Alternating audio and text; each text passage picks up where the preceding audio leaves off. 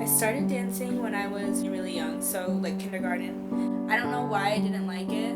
I hated it actually. I would like skip classes and stuff. And then I started dancing again when I was in middle school, and that's when it really sparked my interest.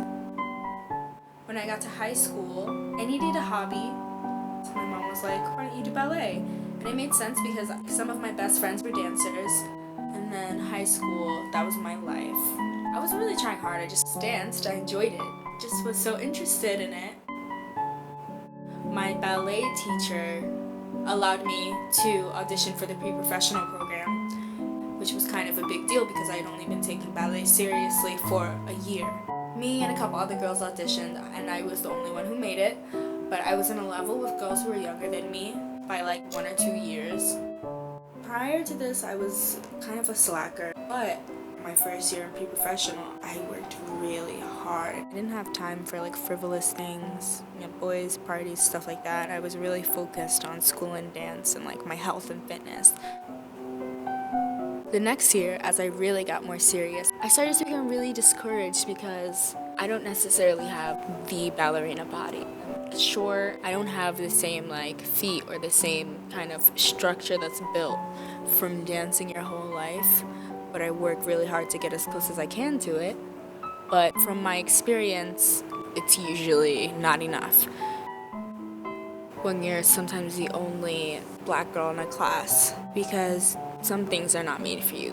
Costumes are tight. They're not made for bodies that build muscle and don't get long and lean.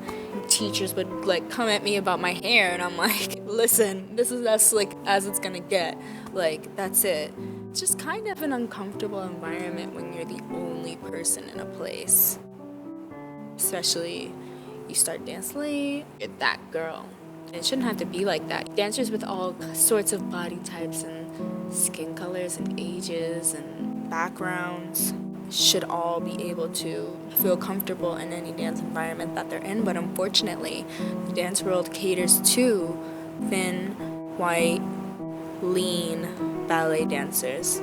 We wear pink tights and pink shoes simply because it's supposed to be the closest to flesh, although that's not every dancer's flesh color. It doesn't sound like a big deal, but it is a big deal when you're the only person in the room who doesn't match.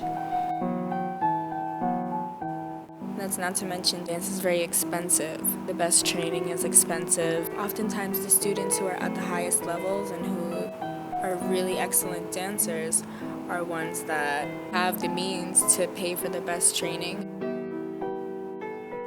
I think it's possible to make the dance world something that is catered for everyone and not just one type of dancer, but we have to make it that diverse.